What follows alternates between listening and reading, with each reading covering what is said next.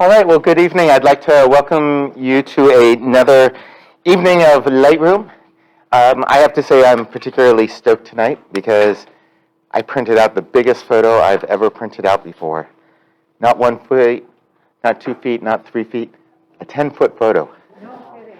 Yeah, so the fun will be when I try to mount it and make a frame for it and all that good stuff tomorrow. So. Do you have a printer that prints that big? Yeah, yep.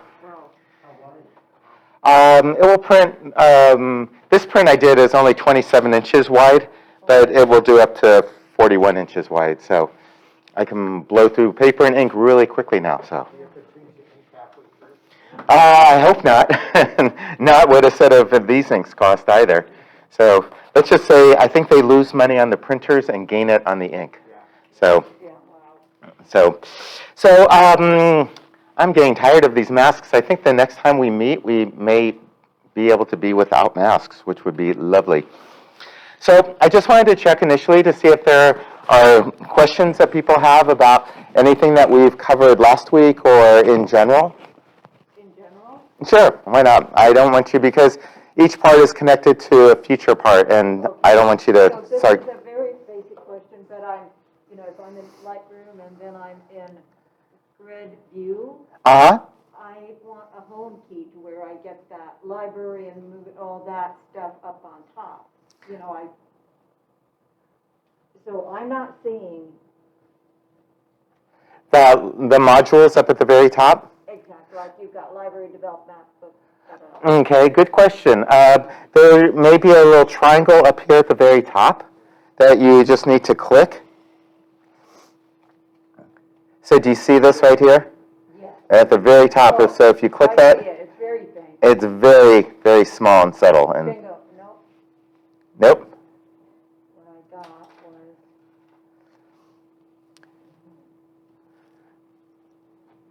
I got Lightroom secondary display.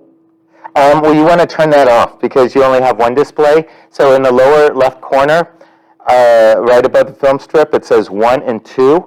You want to click on where it says 2 to get rid of that. And I don't have 1 and 2. Okay, let me just see what's going on. So you're saying, so we need to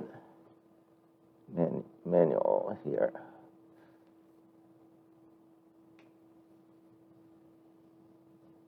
Okay, so now you only have the one display. Okay, and what did you get rid of? Nothing, I just enlarged it to fill the area, but you've got these little triangles in the corner here, Yeah. and those can hide the side panels and the upper panel and the lower panel. Got it. Okay, So I was just hiding all my panels. yep, great. Okay, thank you. Any further questions? Okay. So tonight we're going to start with looking at a little bit more detailed in terms of, we initially talked about after we download images, then they will be in the quick collection according to our preset. And so when you immediately download your images right afterwards, it's going to be in previous import. And that's ideally when you download images, you don't want to have any images in your quick collection. So when you download images, the previous import and the quick collection will have the same number of images in them, ideally. Now, the reason that we work in the quick collection is because we cannot change the number of images in the previous import until we import some more images. Whereas with the quick collection, we can remove images from the quick collection by selecting them and hitting the B key. Now, I haven't figured a clever mnemonic about how B is related to the quick collection, but I'm open to suggestions. So, Be gone. be gone. All right, yes, be gone. Yes, that's a place where we want to hack through our photos and get rid of the ones that don't really serve us. And as one friend who's a published photographer said, and I think it's really worth repeating, is that you're only as good as the weakest image you show somebody. So that's why you only want to show people your really good stuff, because that's the standard that hopefully you'll have for yourself. So what we want to do when we're in the quick collection, we want to go through, our initial process is to pick images. So we have 3 keyboard keys. P for pick, U is how an image comes into the program, as I like to think of it as undecided, but it actually means unflagged. And then the last one is rejected, and so that's X. And so rejected means that you basically don't want to see it again. And as I believe I told you, the keyboard shortcut that's really handy is if you turn the cap lock on your keyboard, it will then automatically advance to the next image when you give it a P, a U, or an X. So that's kind of very handy. So the way I like to start the process is, we made the presets down in the lower right corner rather, and you can either access them here, and I like to just be looking at my flagged and unflagged images. So I'll click on that. Or you could also, over here where it says filters, and it's just still not letting me go all the way down in the corner. If you right-click on it, or I believe, I keep forgetting the Mac shortcut. I'm going to have to just tattoo it on my wrist. But I believe it's the control click. You can also access it here. So I'm going to set that to say, only show me my flagged and my unflagged photos, with the idea being once I reject something with an X, it will then disappear and I don't have to look at it again. It will not be deleted from the catalog or your hard drive. That's the very last thing that we do in the whole process. So as I said, this is the reference that we're going by. The first page of the handouts is importing new photos into Lightroom Classic. And I do have the keyboard shortcuts in parentheses for Mac and PC. So you shouldn't have to hopefully do a lot of note-taking, but if it helps to make it more familiar for you, then fine, go ahead. So we have 4 different ways of looking at our images, and they are shown up here down in the bottom. And so the first mode is the grid mode, and we can also change the size of the thumbnails in the grid mode by either moving the slider where it says thumbnails and making that a bit bigger. And we may want to have a happy medium, because obviously one is going to be too small, and if you have the enlargements too big, then you don't really see many photos at one time. So maybe whatever works for your monitor. It's going to vary depending on whether you're on a big desktop or whether you're on a laptop, but just something that may be comfortable to see a few photos at a time. And sometimes simply being in the grid mode is enough to say, that photo is not one that I want to see again. So what we want to do is generally start up at the top here. And I won't have a lot that I can reject because this is my teaching catalog. So what I would do is sometimes, as I said, just simply looking in the grid mode is enough to say that I'm not really happy with that photo. Now, if I want to make an image larger, if you double-click on it, it will then put you in what's called the loop view.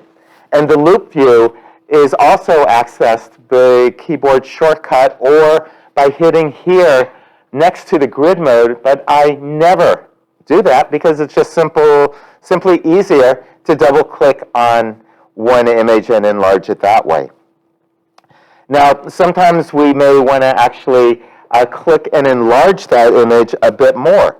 So if you look in the upper left corner where it says Navigator, on the right of that, you have some options here. And so I tend to like to have the enlargement here at, say, like 100%. Or if we wanted to actually enlarge it a bit bigger, we could click this drop down here, and choose something larger, like 200% if we wanted to. Sometimes we want to click on an image just to be able to discern its sharpness. And we can scroll around in the photo by moving this rectangular grid in the navigator in the upper left corner, or we could just simply click in other places of the photo and it will enlarge in that area as well. How come there's two numbers up there? Mine says 100% and then 66%. 66 is going to be the one that if you click on the image again, it will revert to that 66. So my recommendation is that you generally want to have a higher number than 100% so you can look at things like the detail of your photo. So when you click on 66%, it's likely, I would say, making your image smaller. So ideally you'd have 100%, it should say 100% and 200%. yeah, or whatever works for your. It's going to be a number of factors. The resolution of your camera, the resolution of your screen, but generally it's again, like a lot of things, the Goldilocks. If you have a ridiculously large magnification, it's not going to be particularly useful to look at my picture at 2,000% or whatever it is, 800%. So it's just not very helpful. But generally what we're looking for is to see the sharpness of the photo. And so one of the things that we may want to also do is say, why does that photo look a little bit soft? So when we're in the loop view, we can hit the I key. So think of I as like information. And let me get another photo to make it a little obvious. And if we have two screens of information that we can look at, and we can change them as well too. So, and that was through the view options initially in the library. So if we hit the I key once, it gives us some information here. If I hit it one more time, I don't really have it set to much useful information here, but usually I have it set to show me my exposure. So if my photo looks a little bit soft and I realize I took it at an 80th of a second, I'm going to say, oh, okay, that's why, because my shutter speed was just too slow. So it's one of the tools that we can use to help make sense of our images and whether it's sharp, whether we want to work with it. In other words, are we going to select it as a pick or not? Now, sometimes we have several images together and we may want to compare them. In fact, this is actually my initial preference is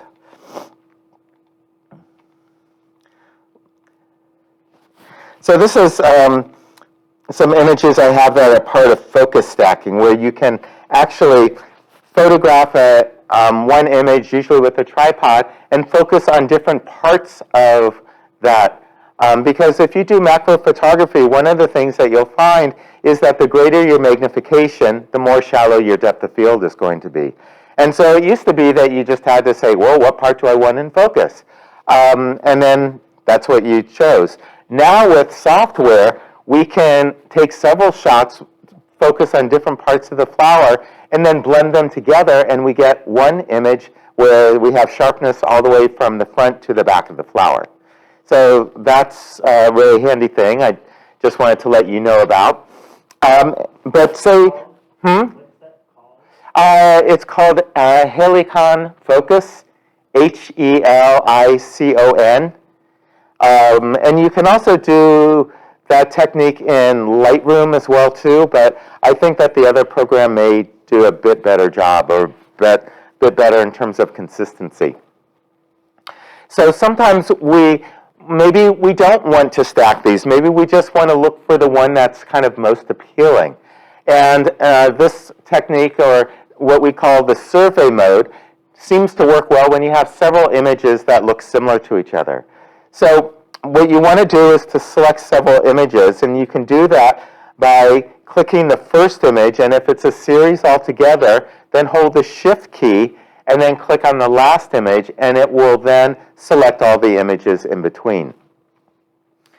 Now you can also select random images by clicking on one, and then I believe holding the Control or the Mac guys, you're going to have to help me out again. I believe the Command key, and then just click on individual images that you want to select.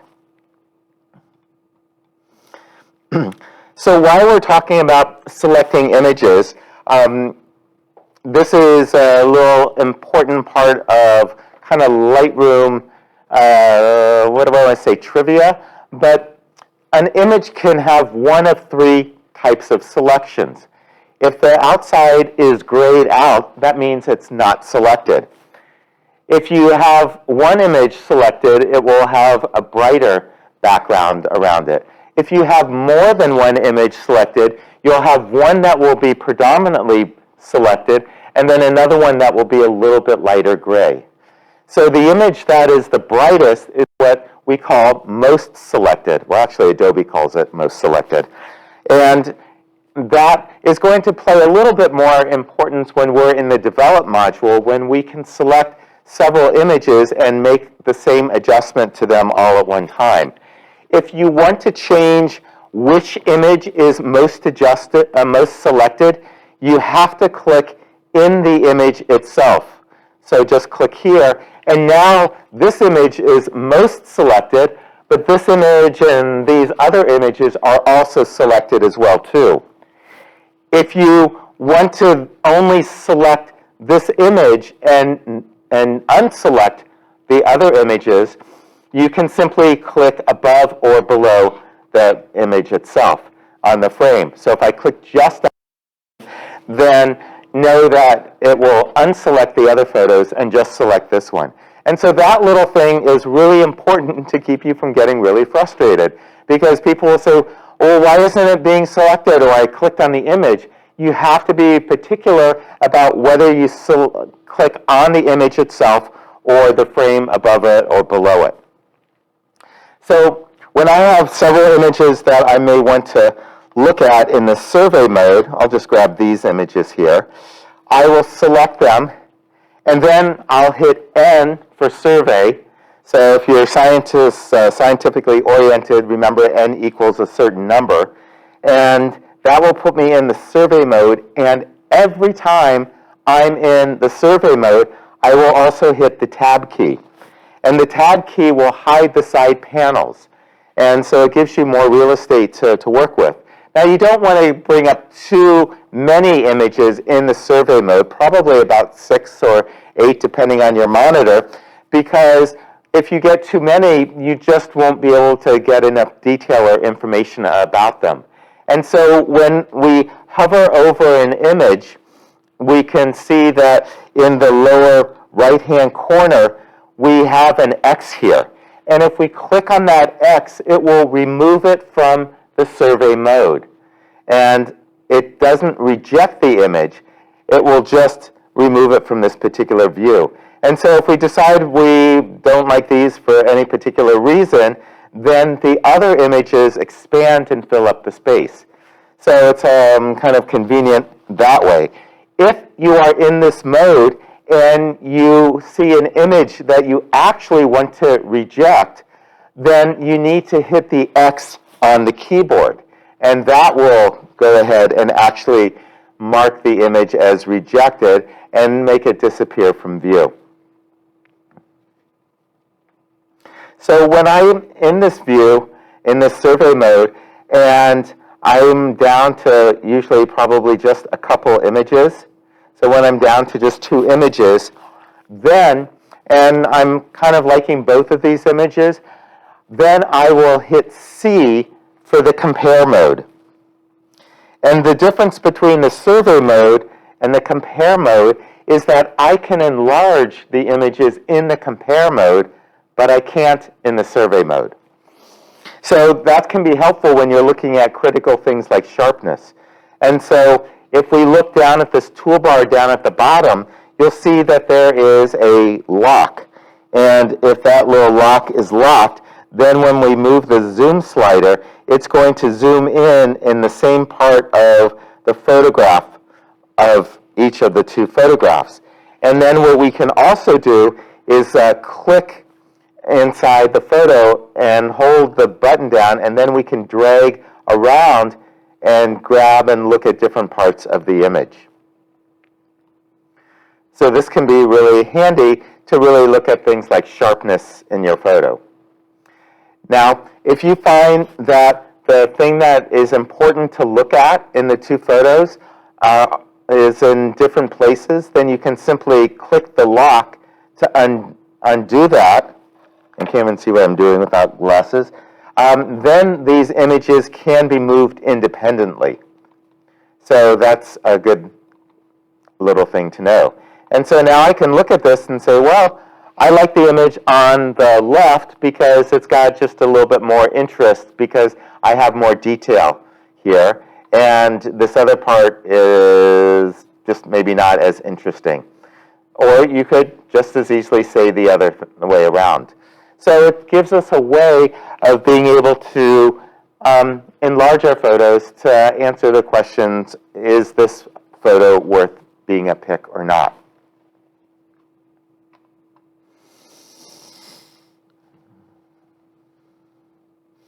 And then once you may have chosen one, so again, if we like that one, we can go ahead and select it, and then hit P for pick on our keyboard. So I think what I want to do is maybe just pause the recording for a little bit and have you just spend a couple minutes to play around with it, because that's obviously how. All right, so I think I want to continue, move on. So are people feeling some minimal sense of excitement, like we're getting organized? Hopefully so. So now what we want to do is we're in the quick collection, and now we want to change the flag view at the bottom from flagged and unflagged to simply looking at our unflagged images. So I'll click this drop down either in the lower right-hand corner here, and now I can just change this to unflagged while I'm in the quick collection. And then what I want to do is I want to select them all. So it's either Control or Command A. Let me just see if I can turn out my lights here. Let's see.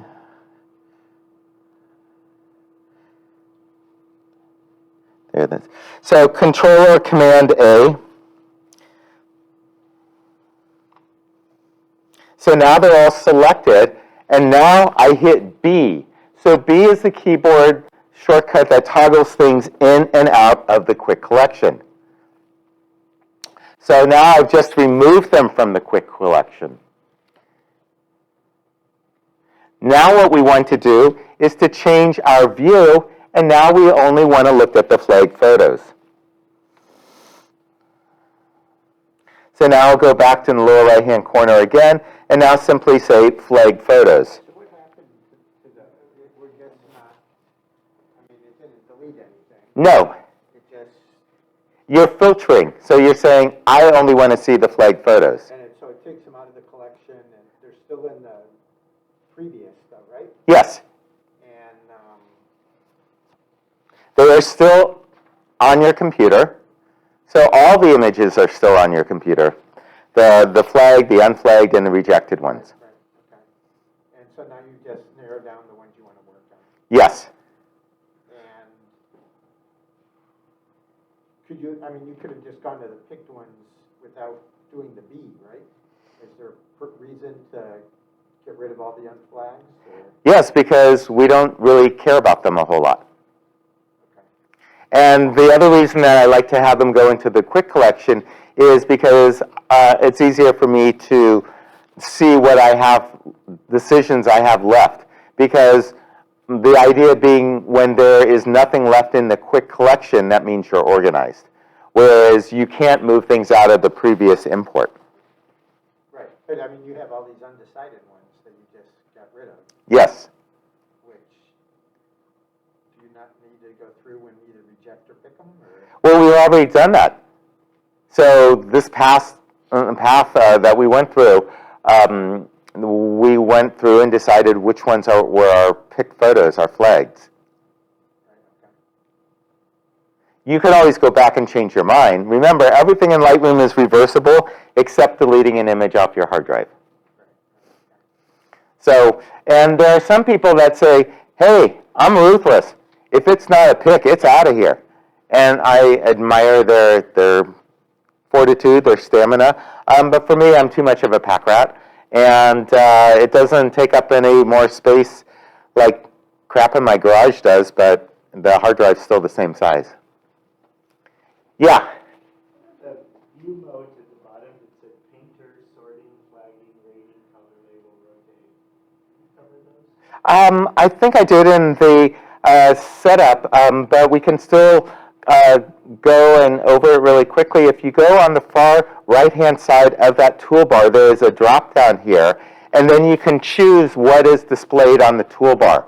So I don't like to have the flagging and the rating show up on that toolbar because that's not how I rate. I don't do it by clicking on the little icons on the toolbar. I do it on the keyboards.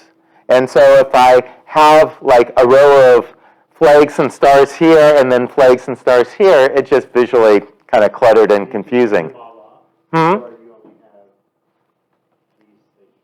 What is painter? I'll go over that in a little bit. Painter allows, it's a little bit of, I want to say, Adobe's idea of a joke, because you can spray things on your photo. So we can spray development settings or keywords or flags. Mostly I'll use it for keywording.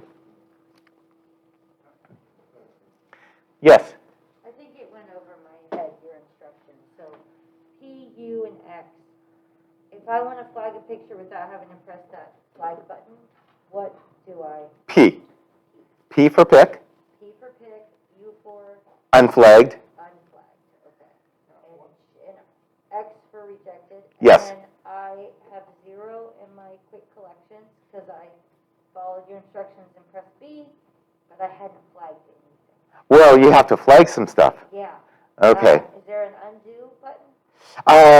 I believe so. Command or Control Z. So yes, the idea is to actually pick some photos. I picked one and for some reason it didn't come over, it said I had none. It what? I had one flag, and then when I went, I did what you said, it wasn't there. So, now I don't know what I've done now, but. Let's see.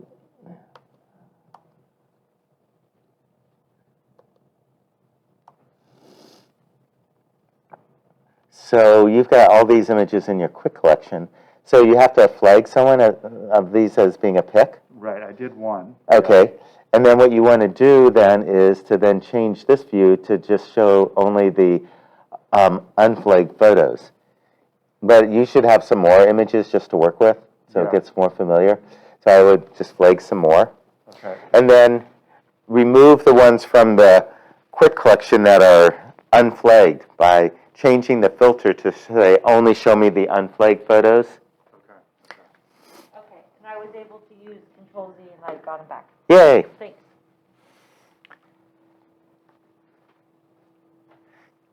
Okay. So if I didn't pick anything up, how do I go back and pick more? What you could do then is just change your flags filtering back to flag and unflagged, and then just grab some more. Yeah.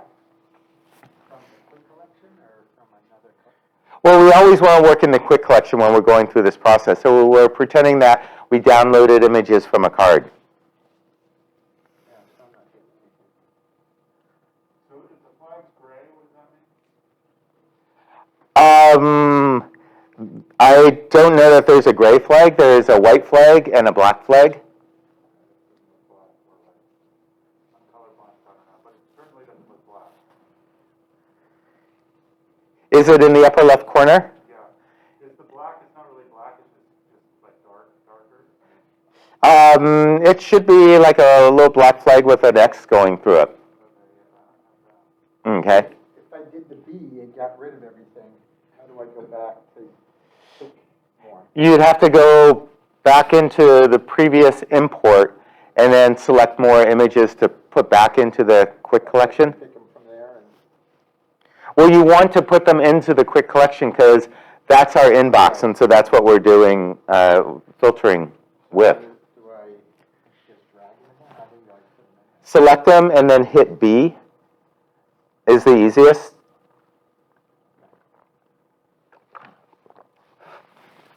You probably could drag them, but some minutes of the time, a keyboard shortcut is a lot faster.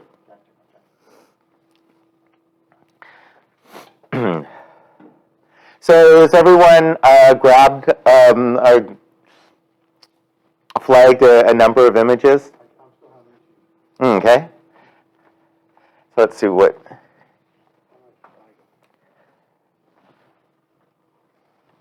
It's going to, so we've got here the flag photos with a P for pick. So just hit, just, well, yeah, you could have the cap lock on, sorry. And then if you hit that one with a P, then it gives that a pick, and then it advances to the next image.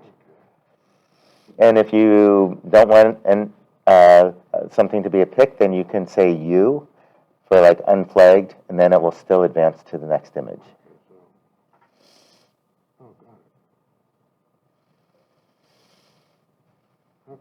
And then reject would be X.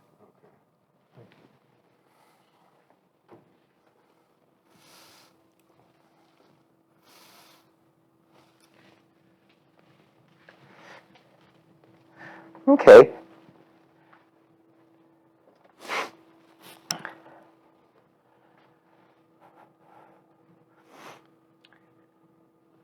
So should we? Can we repeat that step now? Now that you've got some images flagged as pics, what you want to do then is to change your filtering to show only the unflagged images. And so you would select them all, Command or Control A, and then B would remove them from the quick collection.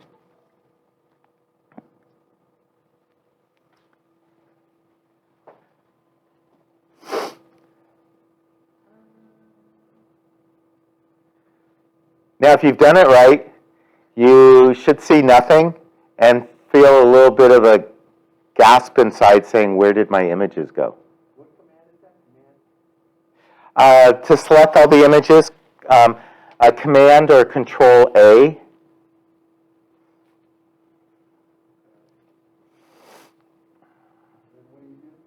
And then B.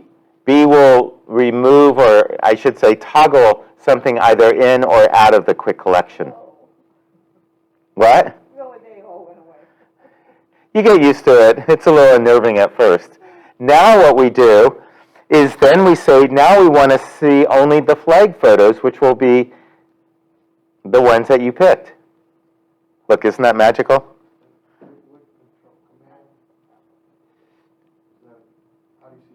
You go back down to the views in the lower right-hand corner. So where we made those presets, and you say, click the one that says flag photos. Everything disappeared. Hmm? Had everything disappeared. You had everything disappear? Yeah. Even your flagged ones? Like, yeah. Because probably what happened is that you selected them all and not just the unflagged photos when you were in the quick collection. So what you can do is go back where it says previous import and then just select the flagged ones and put them back into the quick collection with the B command. Okay, and it's the previous import. It's going to be right below the quick collection on the left-hand side, under the upper left, under the navigator.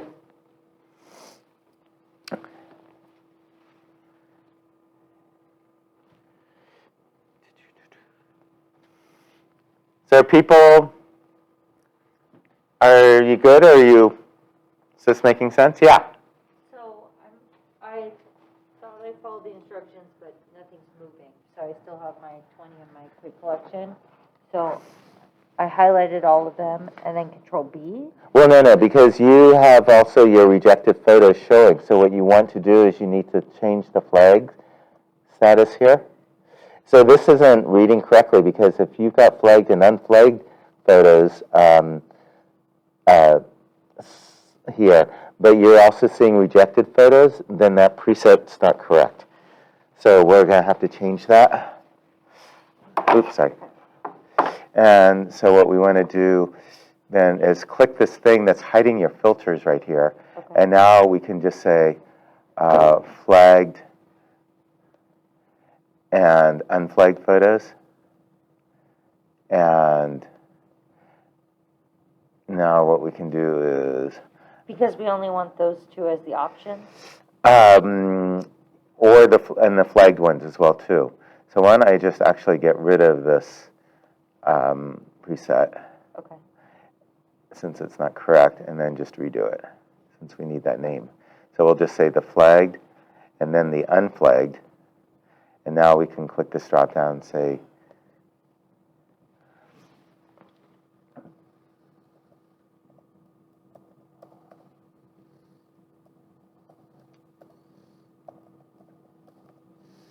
oh, Sorry, we sound half up. yeah, It's okay, that's okay. that's okay? I'll understand it. Okay. Yeah. Well, you can always rename it. Okay. And then, so you've got that one. And then we also want to have only the flag photos. So then we can unclick this one and then say save as a new preset. And we can call this one, let's see, say dot flagged.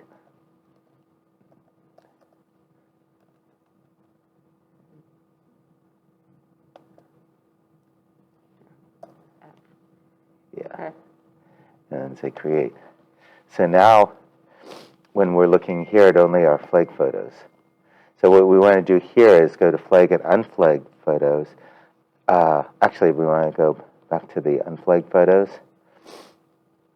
And so this isn't correct either because you have rejected photos in here. So we should probably get rid of this one as well too.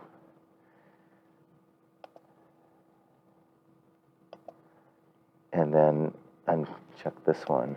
So this is a filter, and you can delete the filters that were created, or, Yeah, and then you can create new filters. yeah. Okay, So what were we looking for? The unflagged photos, I think? yes. And so, let's see.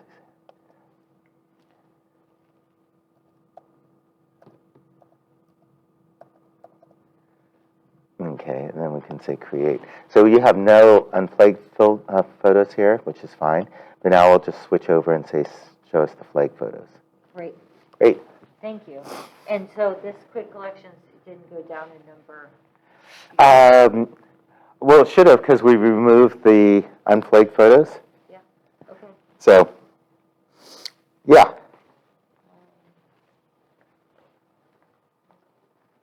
You need to- Like, these are flagged photos, so Uh-huh. flagged photos just means flagged, got it? Yes. Okay. Where's unflagged? I only see unrated, rated. It looks like you don't have a preset for that, so we can make that. Okay. So then what we want to do then is to just, That may be what you told us day one or something. Yes.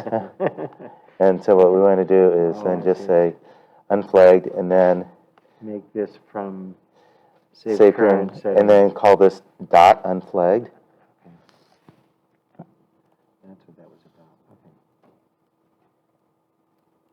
I thought I did that, but I get it, okay. Okay. And so we want to do that for, Flagged as well? You want to rename that so they're both up there, or? yeah. So let's just go here and then say rename, and then just put a period in front, so they'll group them together. Right,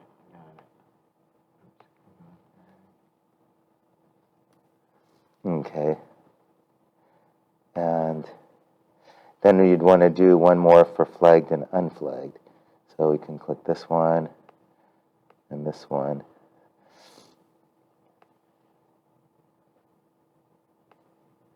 And so call that. Wait, probably easier for you Yeah, to do it. okay. Just Unflagged. flagged dash unflagged.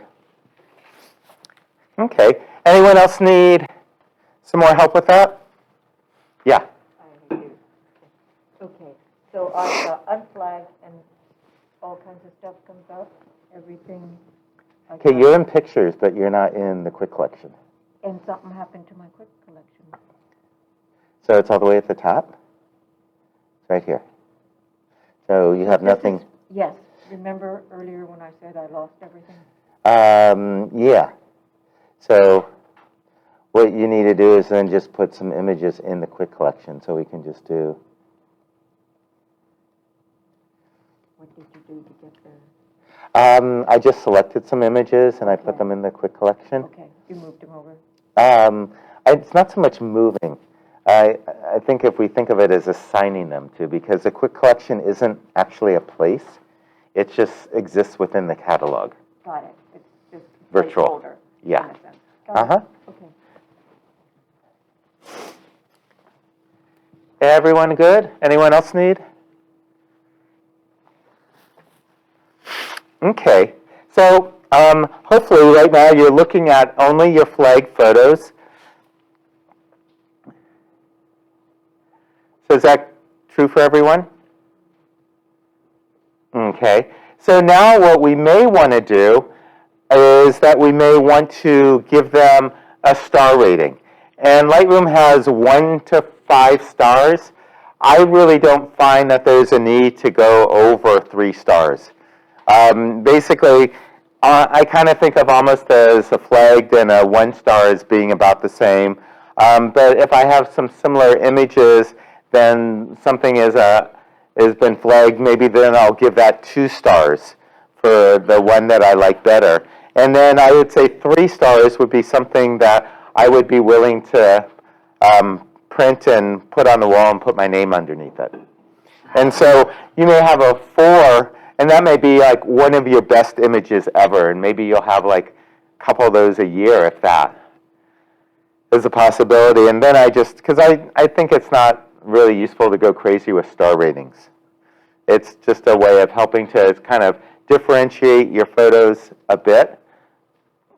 But whatever star rating may work for you, maybe you do find 5 stars is helpful. But I'd rather just spend more time working on images than figuring out whether it's a 4 or 5 star kind of image. So then you can simply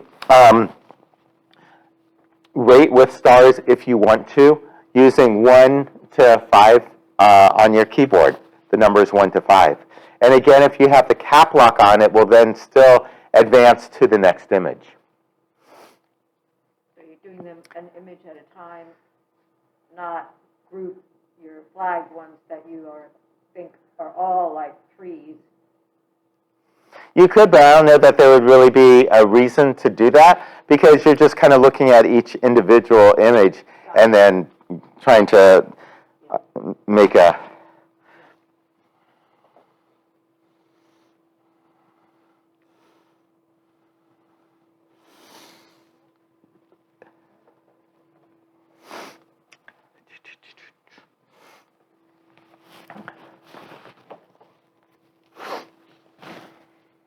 So you're saying the quick collection should only have a few photos in it right now? It should have the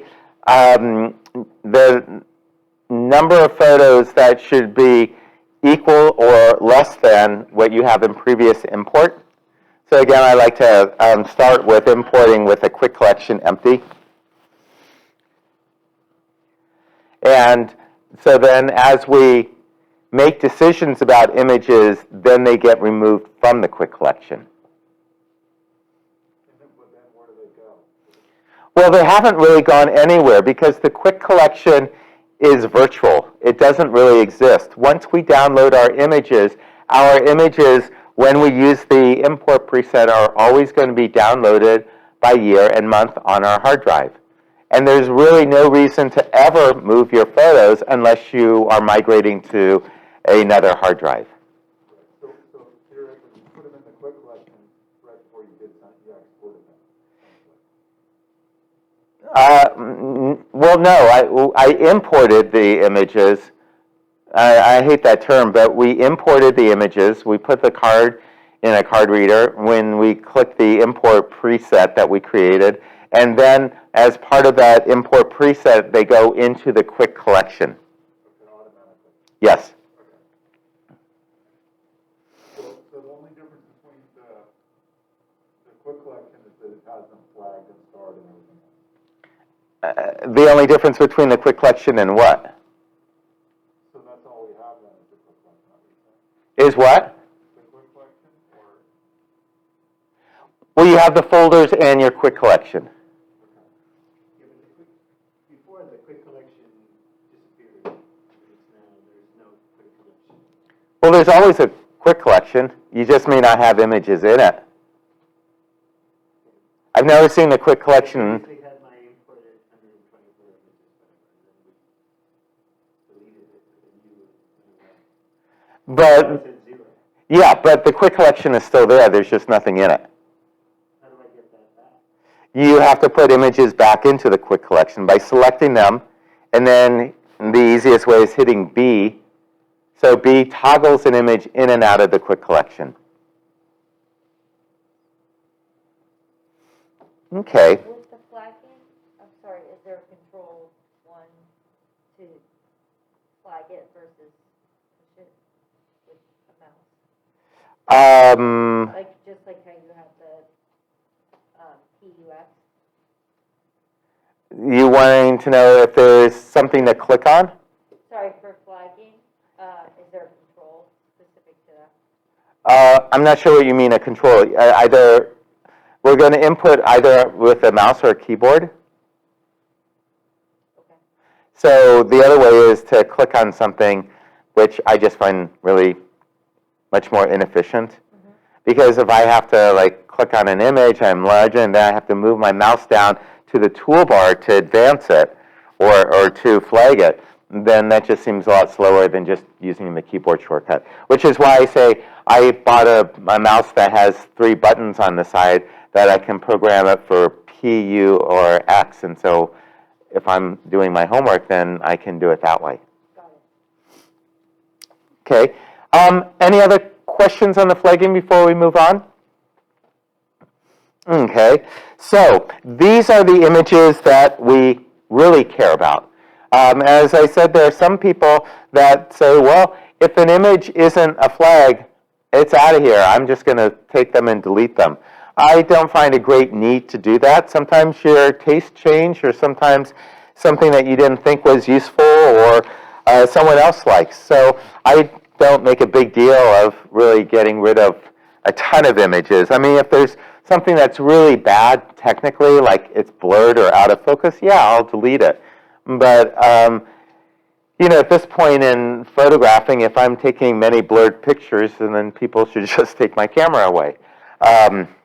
So that's kind of the downside with digital photography, is that there's been no price to pay. I mean, literally, when you take photos. When I used to shoot film, I figured in the like 1980s or 90s, every time I hit the shutter, it cost me $0.25.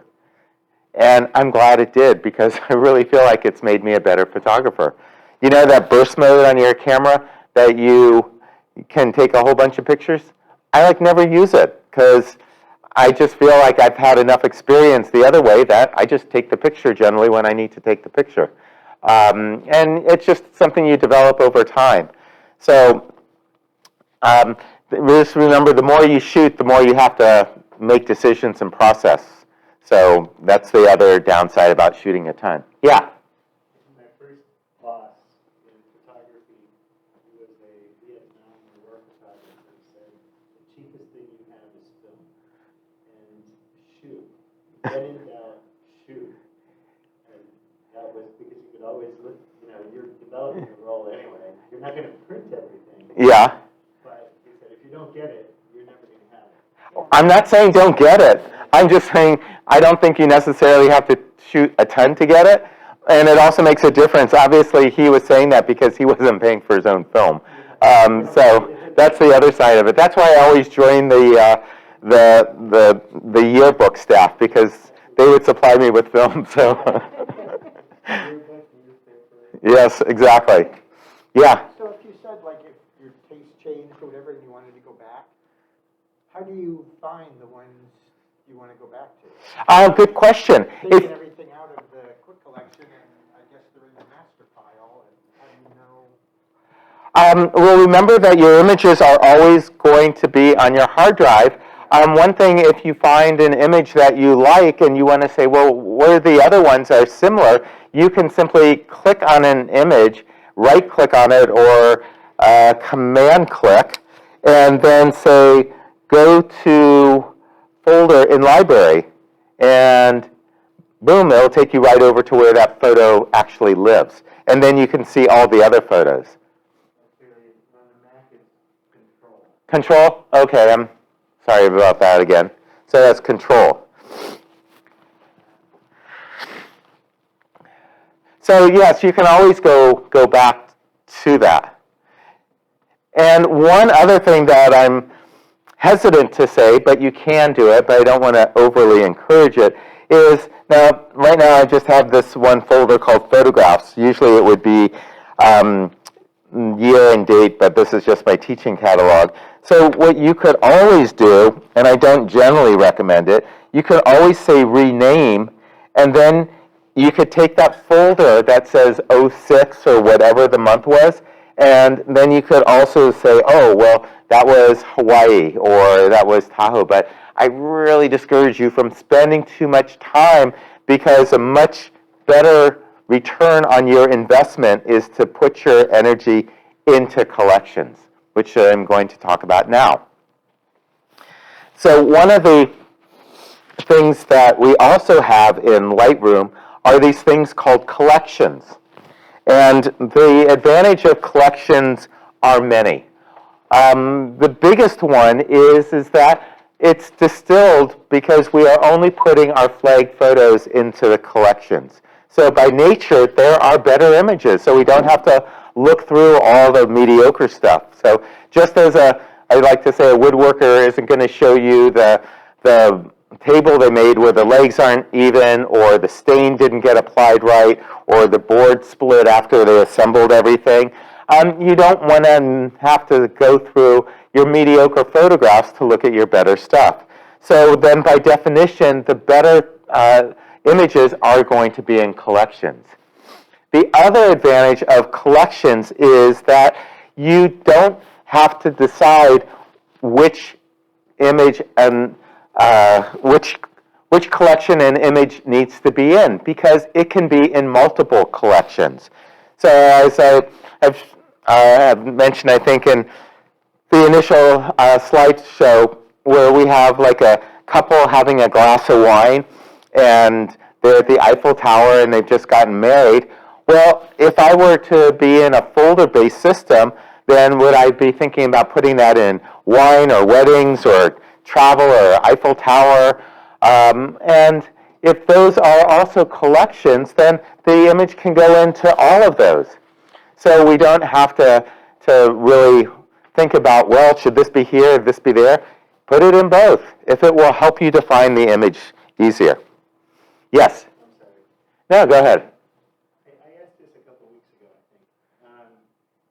In my case, as an example, I have a series of images that I put into subfolders or folders that are effectively collections of either art pieces or subject matter or whatever. Yeah. What you're suggesting is that we take all of those images in that and the respective subfolders, import it into Lightroom with a date scheme. No. If you've got, so the question was, well, what about other? Subfolders, is there a way to maintain that structure in Absolutely, yes. collection mode? Yes. So the question is, well, what about old stuff that I've diligently organized in folders that really make sense? Well, when you bring them into Lightroom, if you click import, instead of using that import preset, you can simply go up here and say add. And so you would navigate to where those images are that you want to add to the Lightroom catalog, and then simply choose add here. And then if you've already made adjustments, make sure that you have no adjustments applied here. And that will simply add the images to the catalog where they exist on your hard drive. So nothing will get moved, nothing will get renamed, nothing will change. Does that? It sounds good, but I'm not quite sure I followed it. Well, you're simply bringing them in so that you can see them in Lightroom, but we're not changing any of the folder structure that they currently exist. We are simply taking them where they're here and adding them in their present form. Now, obviously, moving forward, I do recommend year and date, but I'm going to be the last one that says all your previous work for years and years is meaningless and you have to start all over. So I definitely wouldn't want to suggest that. And those folders, the better ones, of course, would be the basis for collections. Yeah. So good question. And I'll go over that a little bit more, too, when we talk about other ways of getting things into Lightroom. But again, remember, right now let's try and just focus on new images moving forward here and all that stuff behind us. We can figure out what's the best way of dealing with it. Okay, so I want to talk about collections. So if we look down here, the other thing that I want to mention about collections is if you go to any of the other modules and click on them and look on the left-hand side, the left panels, there are no folders. You have no access to your folders. They just aren't there. They don't exist. But collections are. So it took me a while to get it, and hopefully this class will save you some headache as well, too. Lightroom wants you to put your better stuff into collections because it doesn't grant you access to folders. Now, if you put a lot of time into your folders and then you insisted on working that way and you were in the develop module and you wanted to switch to a different photo, you'd have to go back to the library module, switch to a different folder, and then go back to the development module. Whereas if you're working in collections, you can simply just go back and forth in the different collections that you've created. Does that make sense? So I want to talk about collections now. So I guess I have been, but if we go up to collections here, and there is a little plus sign, if we click it, maybe I can make this a little bit bigger. Take advantage of this when I can. We have 3 different types of collections. The first one is a simple collection, and a simple collection is just simply anything that you want to put into a collection. And so your collections are going to vary depending on what's important to you. So if you're like really into boats, you may have a collections of many different types of boats. You may have sailboats, maybe you have cargo ships, maybe you have motorboats, maybe you have sailboats, maybe you have wind sails. So it's going to be a whole variety of things based on what you're interested in. A little bit further down, we have something called a collection set. And the best way to think of a collection set is like a filing cabinet. And so it's designed to keep your collections organized. And it's hierarchical, meaning that we can expand it and contract it. So if you look over here, you'll see that the box that has a little label in front of it, like a banker's box, that is a collection set. And it will not hold images directly, but it can hold other collections, smart collections, and other collection sets. So you can have collection sets nested within other collection sets. So as an example of when that I may do that is that I may have a collection set called events, because we all have events in our lives. So I figure that's something that we can agree upon. And then we may have another collection set for the year. And then underneath that, we may have a series of other simple collections, like maybe someone's birthday party or an anniversary or a holiday, or we may have another collection set for something like a vacation. So I'll have a vacation set for a trip coming up, and I may have collections within that for the things that either the places that we went or particular interests while I was on that trip. So that could be the cities I'm in, or if I'm taking underwater photos, then I'll have maybe another collection of just my underwater photos. Or if I'm really find that I'm interested in a lot of the festivities or the holidays, then I would probably have another collection set for particular religious festivals. So you can get a sense that the idea of collection sets is so you don't have a flat list of long collections that aren't particularly organized. Yes? If you'd go back to where you got to where you are here, so where are you that you're creating a collection or numerous collections? Where are you in the hierarchy of, on the left-hand side of all the things that are going on? Well, we just have collections, Scroll down. and then you scroll down that there are some collections that are built in that are created automatically when you create a catalog. So there's just some default ones. I probably have deleted mine, but they're just here. Let's see what. Yeah, I probably deleted them. Then there's another type of a collection called a smart collection. And a smart collection, let me just double click on this here just so you get a better idea here.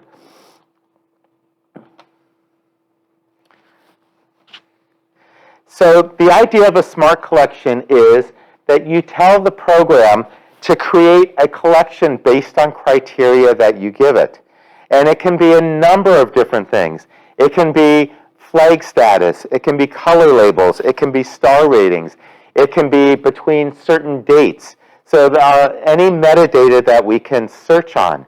So remember there's metadata, it means data about data. So if we click this drop down here, you can see that we can make it based on all kinds of things. It can be based on the camera that we use. It can be based on the lens that we shot with, or the focal length or the shutter speed. So a whole variety of things. And you don't need to be too crazy with it. Usually I'll do it based on keywords. So I have a smart collection that has both of our boys' names in it. And so when my wife says, I need a new screensaver picture for my computer, do you have a photo of both the boys in it? And I'll say, well, yeah. And so I'll just go to my smart collection, and it will have all the photos that have both the keywords of our boys in them. So I know every image in that smart collection has both of them in it. Does that make sense? Where did you find that? I'm in the page, and has the same screen as you. How do you get all that stuff? The ratings one, if I hit that one. You can click that drop down, and then you can choose something else here. And you can combine it. So once you give it one criteria, you can click the plus on the end, and then give it additional criteria. So this can be helpful sometimes, particularly like I want to say during the holidays, when you find yourself saying, oh man, the holidays are coming up and I really want that long telephoto lens. And you may want to say, well, how often do I really shoot with a telephoto lens? And if you have one, then you can say, show me all the images that I've taken with this particular lens that I have. And that will give you an idea of, do you really use that? Or maybe the other end, if a wide-angle lens. And I like to joke that you have to be careful because smart collections can be expensive. Because I have a Nikon D700, and presumably they upgraded it to the D750 several years ago. And I was looking at the specs, and it said the top shutter speed was 0.004 of a second. Well, on my old camera, it was 0.008 of a second, so it was twice as fast. And I thought, well, 0.004 of a second is still really fast. How often do I really shoot faster than 0.004 of a second? So I made a smart collection, and I said, show me all the images taken faster than 0.004 of a second. And boom, all of a sudden, all these soccer shots that I take of my kids showed up, because I like to shoot at about f5.6 and a really high ISO, like 1600. And then I can shoot at 8,000ths of a second. So my photos are really nice and sharp. And so I just looked at that and said, well, that just cost me $1,000 because I realized that I didn't want to get that camera anymore. So I ended up upgrading to the next camera up. And that's kind of a good little segue to tell you that the more money you can throw at a camera, the more problems you tend to be able to solve with it. So there was a guy in the 1960s that wrote a book on backpacking. His name was Colin Fletcher. And when asked which sleeping bag somebody should buy, he said, figure out what's the most expensive bag you can afford, and then buy the one up from that. And I think that's generally been really good advice, with the exception of a garbage disposal that I bought. I've always felt I'm appreciative of the thing that has more features. And so for me with the camera, I'm able to shoot at a high ISO because I've got a large sensor and a really good quality sensor, so that I don't even think about, am I going to be sacrificing image quality if I shoot at a high ISO with this particular camera? So I just encourage you to think about that, because if you have to justify your camera purchases to a significant other in your life, then just know that some of the useful talking points. Particularly if you have children or grandchildren, because you can simply say, yes, we really need that f2.8 lens because we don't want to have blurry pictures of our grandchildren, do we? And so with that, you can just kind of justify a lot of camera purchases. So that's how the smart collections work. So we can give it different criteria. Maybe you want to say, well,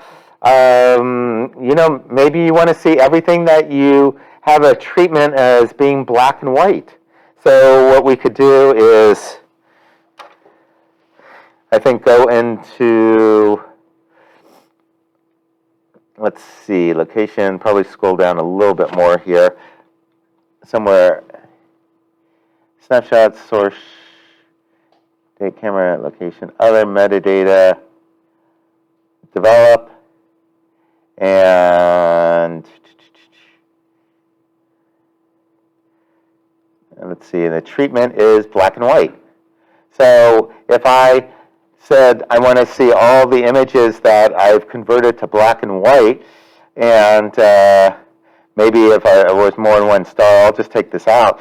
Now I could just call this one, say, black and white as the name.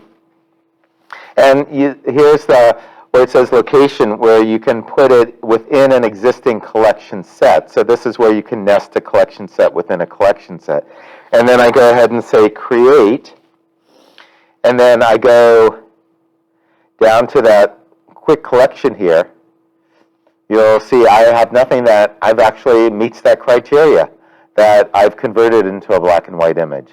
So if I were to take an image like this one, and I convert it to black and white in the develop module, and then I go back to the collection here, then my image is back there. So that was in the metadata, I think, where it said the treatment is black and white. So if you want to re-edit a collection, you can double-click on it. And so for this one, I said it was under development, and then it said treatment. So what I did with it. And then I said the treatment is black and white. How did you change that one image to black and white? Oh, I hit the V key. V is the way of converting an image to black and white. And so again, the idea being that you cannot add an image to a smart collection and you can't take it out. Either it meets the criteria or it doesn't. So if I were to take this image and I turn it back, toggle out of being a black and white, well, it's no longer a black and white image, and it removed itself from the smart collection. Does that say no What? Yes.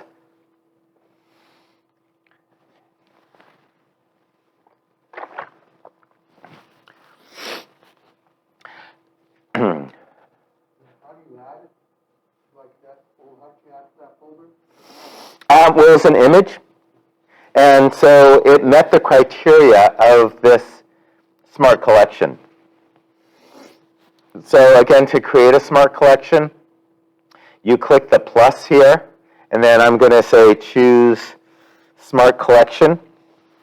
And then the first thing that you want to do is give it a useful name, because you don't want to create a smart collection called smart collection. So this one, I could say black and white.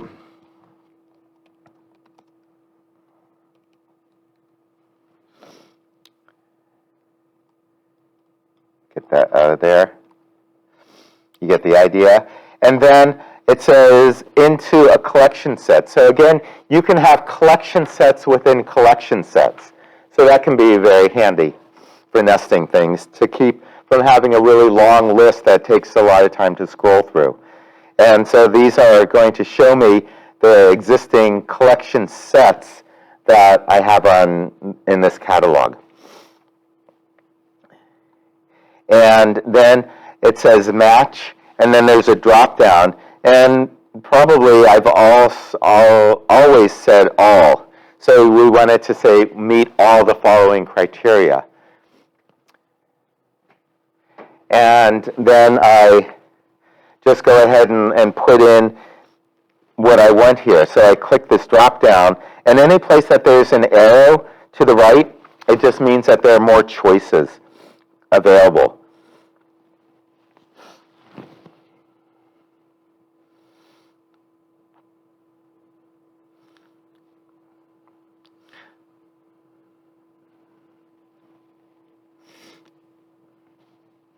And then again, if you had more than one criteria that you wanted to use, then you could put in a plus here, and now you could put in another row of criteria. So maybe it was like everything that you shot last year. Maybe you want to create a smart collection and say, how many photos that I shot last year did I flag that I thought were my better photos? So it can kind of give you an idea about how you're viewing your work, or how you're making decisions. So they can be helpful. Mostly, as I said, I've used them for people. So that's going to be the smart collection. If I show you the other types of collections here, and this is in your handouts as well too. If I just say the plus here, and then say create a collection, so just a simple collection, we want to give it a name, and then we want to, ideally, you don't want to have loose collections. I tend to think that all collections work better when they're within an existing collection set, just because it helps you to stay more organized. Now, one of the other things is that you can drag collections around. So like if you put a collection in one place and you decide that you need it somewhere else, you could always click and then drag it and then move it up to another place. And then there's another one here that says set as target collection. Do not check that, because right now our quick collection is our target collection. And so if we change that from the quick collection to this other collection, then when we import our images, they are all going to go into this other collection, because you've said make that the target collection. So we never want to change that, because then it will just mess up my whole workflow for you. Is there anything that indicates if it's a smart collection and the icons or a regular collection? Yes. So the smart collection has a little yellow gear on it, so it's smart, all those wheels turning. The regular collection just has a label, a larger label, and then the collection set has a little label like a banker's label. Good question. And another thing that you can do is you can designate collections as your favorite collection or give them color labels. But after all these years, they still haven't listened to me on how I think it should be done. So we could actually add a color label. So if we were to add a color label, it just puts this stupid little stripe on the side of it. I would much rather prefer that it actually changes the text color, because that would make more sense. Because when you look at a list, your eye is skimming down this row, not off to the side. But Adobe hasn't listened to me on that one yet. How do you add pictures to the collection you just created? Good question. You can simply select them and drag them in. If you want to get and take an image out of a collection, you select it and you hit delete. I know it's really unnerving. You never want to say, oh, I've just deleted an image, or hit delete. But unfortunately, that is the shortcut. Now know that if you delete an image and it's in a collection, it will not delete it from your hard drive. It just simply removes it from the collection. So you can create a collection based on keywords? Yes. So when would you use a keyword versus making it a collection, or like your A fine question. Your Paris example, and you were going to do a wine, would you put a wine keyword on that picture or on that image, or would you create a wine collection and then a smart collection to look for everything Well, that has wine in it? Or? So the question is, when do we use collections? When do we use keywords? And we'll talk about keywords next. So I tend to, there's no I want to say science to this, or some science, it's like library science.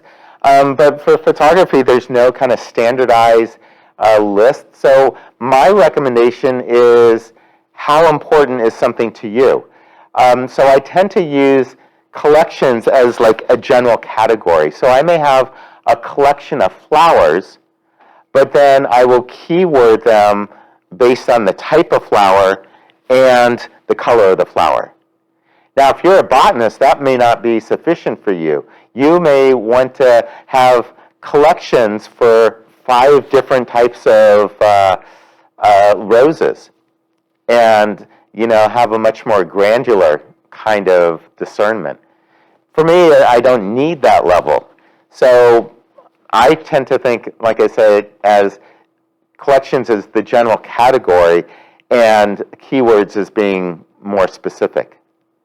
And I'll say it again, you can be perfectly organized and never use keywords. You could simply have collections.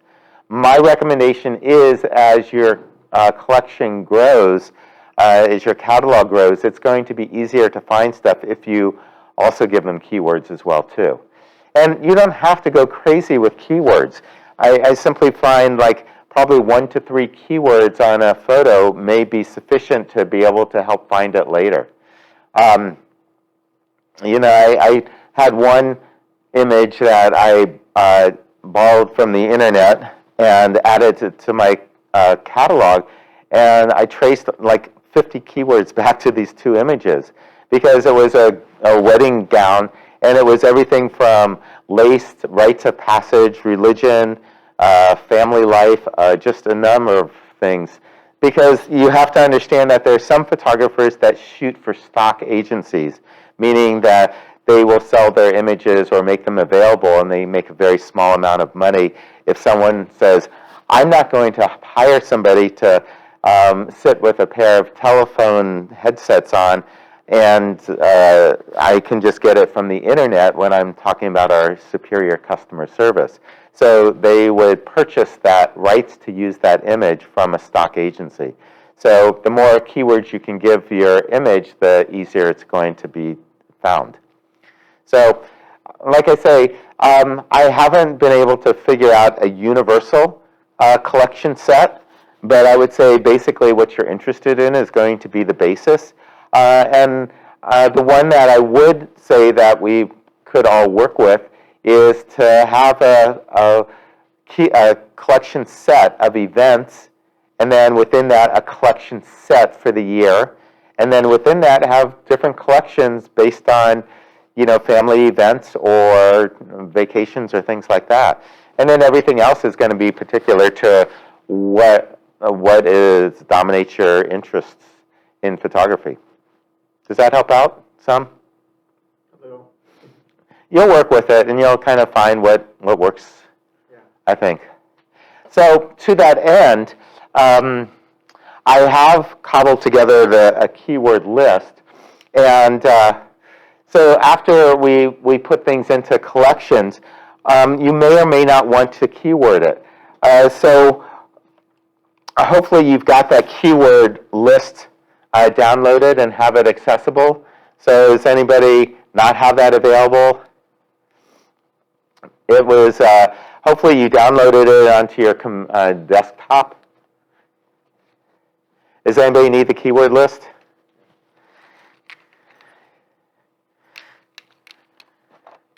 Okay, you can keep these drives going around. So I have some 3 USB drives, so you can just put this in your computer if you need this, and then just copy it's a text file and the root here called like keyword 2022. Anyone else need it?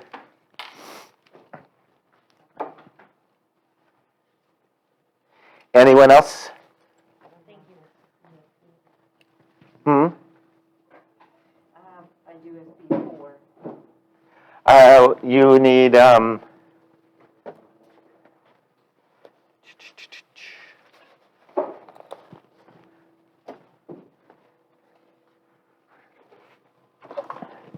can do it at home. What do we do with it? just copy it to your desktop. As a text file? Yes.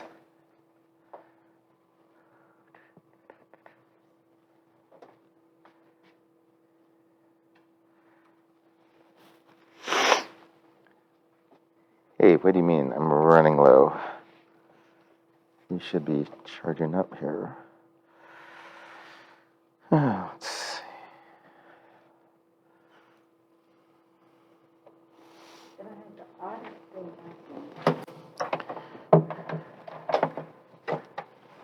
Aha.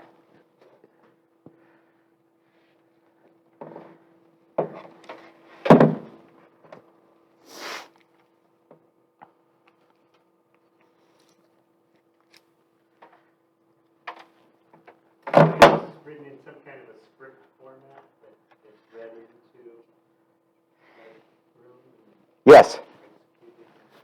Yeah. So if you're done with copying that, if you could pass that on to someone else.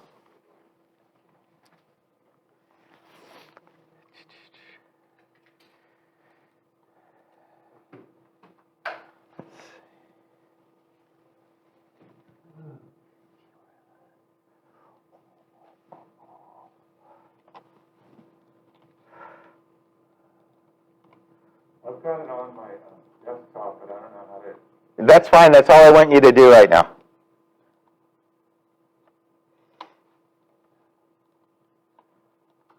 I don't know how to get to my desktop. I just need to keep moving right now. Classes.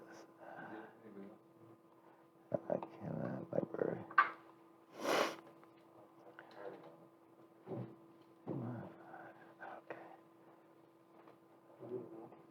Yeah, so I'm in Lightroom.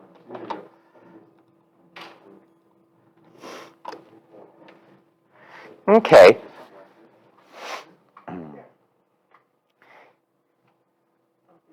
Yeah, but you don't need to open it. Just copy it over to your desktop.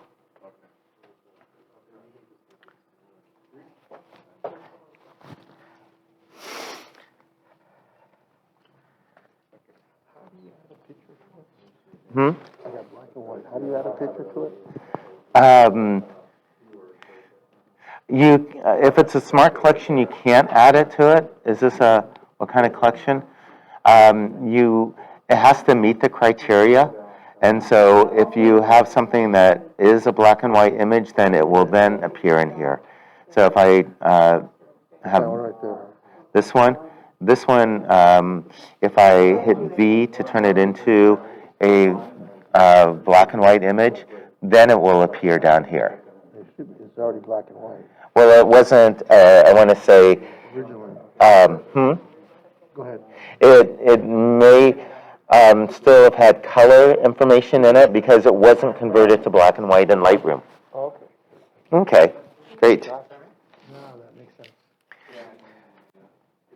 Anyone else need the keyword list?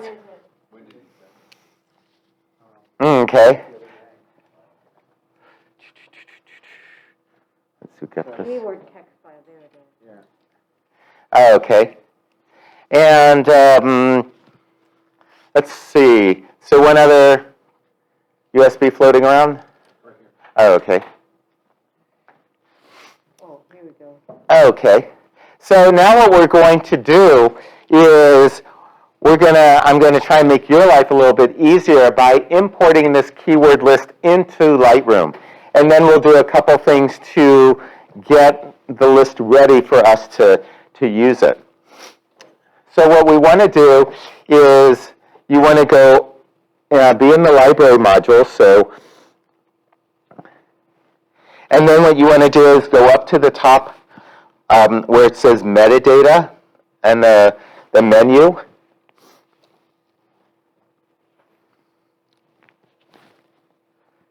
the left or on the right? It's going to be on the left, up on the menu. And then we want to scroll down where it says import keywords. And then you want to navigate to where you save that keyword list.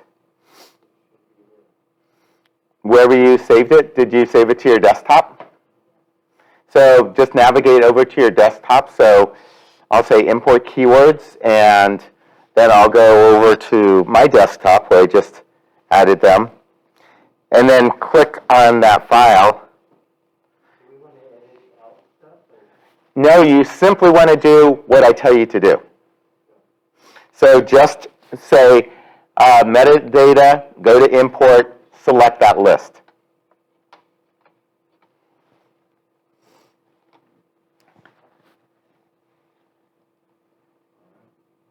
I don't see, where's the metadata on the left? It's going to be on the menu. You have to be in the library. You want to be on the upper left menu.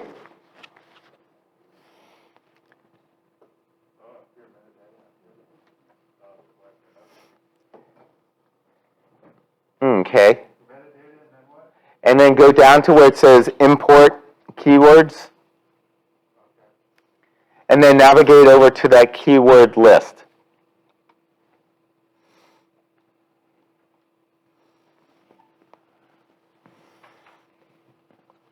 So When you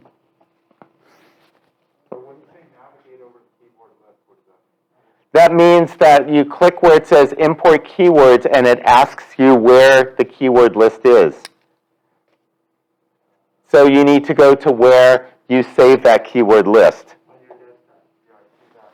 But if my screen doesn't, there's not the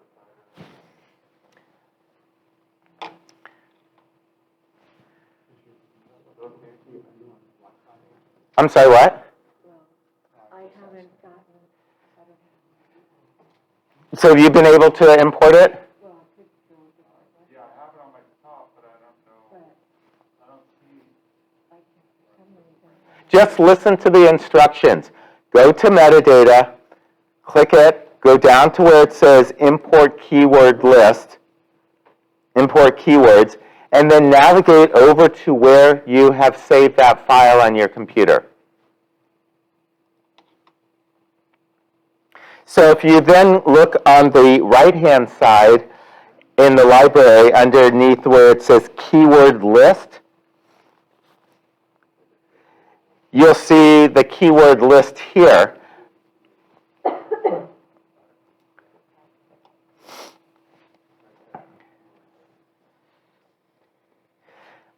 Now, there's a couple things that we want to do with this keyword list. We want to click on that last word down at the bottom where it says Z unsorted. And then you want to right-click on it. And the Mac would that be a command click? On your right-hand side. Hmm? You know, I've got a couple different issues going on right now, and I'm kind of freaking out. What is specific to what we're doing now? I am not able to minimize Lightroom Classic to go to my email, I just got a Google Classroom this afternoon in class, so I'm confused. I hope this is recorded. Yeah, it is recorded. So no worries. And so you can't use a USB key on your computer? No, because it takes a different, it takes a different USB. Let's see.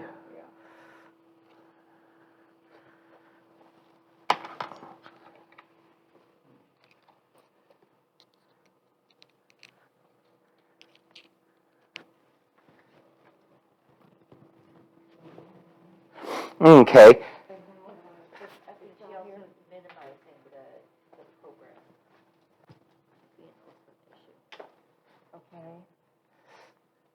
Okay. Then you can just Alt-Tab to go to another place on your computer. Okay. Or let me go over, or to go into Finder then. Keywords on the right-hand side.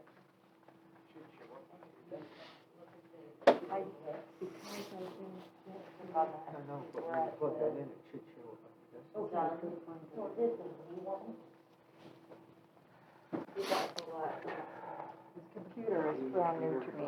Okay. I've had this computer for like 2 weeks, so my apologies for being a. That's okay. So if we go into Finder here, and After you put in the list, then there's. reads key, and then take this. And then there's a keyword list.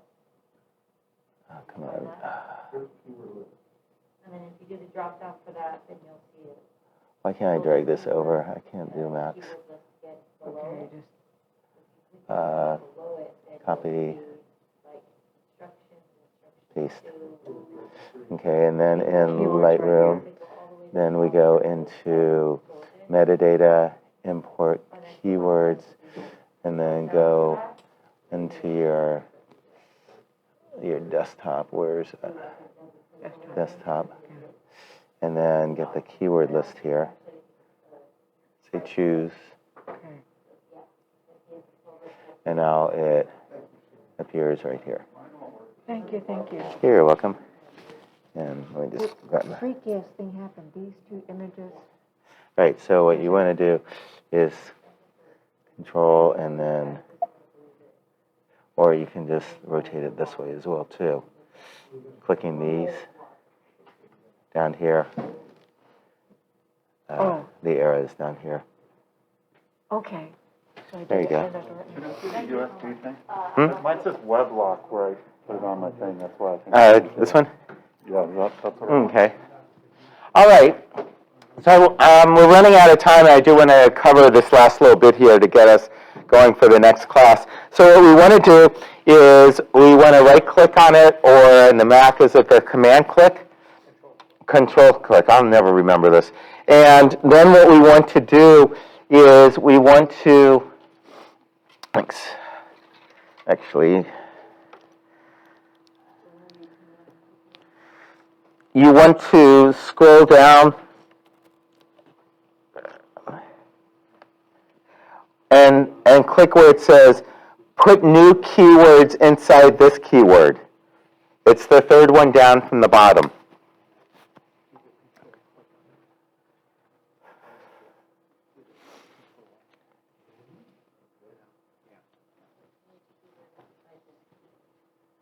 And you may ask, what are you doing? Why are we doing this? Well, I picked this up from one of my esteemed teachers. The idea being that if you create a keyword that is not in the list, Lightroom doesn't know where to put it. So where is it going to logically put it? Alphabetically. And if you do that with a number of keywords, it will make a real mess out of your keyword list. So what this is going to do is if you give an image a keyword that's not in the keyword list already, it will simply add it down to unsorted, Z unsorted at the bottom. And then when you have time, then you can drag that keyword into where it would be more appropriately nested.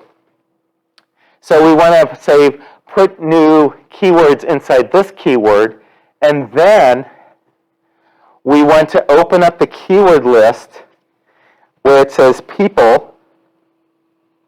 So click that. And then you'll also see a similar category that says Z unsorted people. If I can.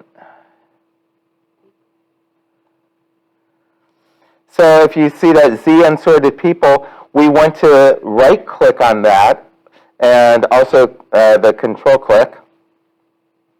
And then scroll down and then say put new person keywords inside this keyword.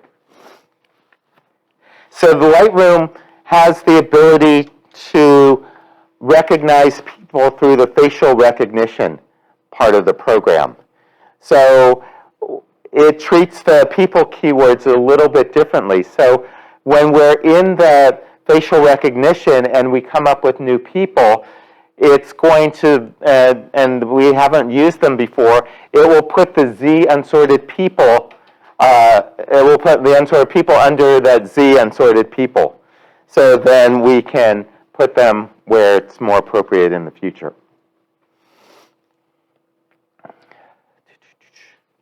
So just to give you a little idea, we can go over this obviously more in the next class, but bring in some photos with people next time that we meet so that we can work with the facial recognition part of the program.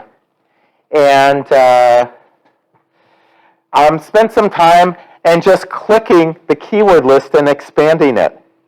And you may look at these things and say, I would never in my wildest dreams spend time to keyword with this particular keyword or this section of keywords. So you can think of the keyword list as being like a tree and a branch. And if you think that I would never use this branch, well, you can just clip that off and get rid of it. So you could just simply delete that keyword by right-clicking it and say delete, and it will delete all the keywords that are the children of that upper-level keyword. Yeah? I guess I'm a little bit confused. I see like a what, then like I'm saying plants, and then algae, and then coral. And so if I were to be a coral photographer and I wanted the keyword, is that like, there's a control A, C, D, or I make up, like the keyword already exists for algae? In this keyword list, yeah. Okay. You can add keywords, you can take keywords out, you can change the keyword. But if I find an image, then that would be like when we were talking about creating a special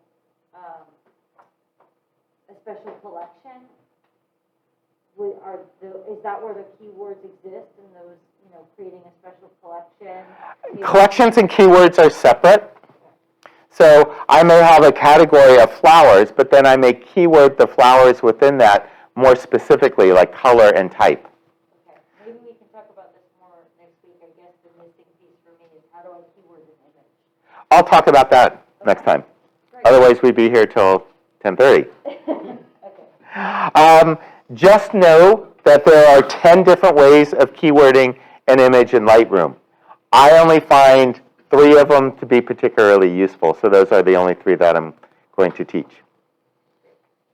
Okay, so I think that takes us up for the evening. So as I said, for next week, bring in some images with people in them so we can learn the facial recognition part of it. And then I'll talk to you about the 3 different tools that we use for keywording.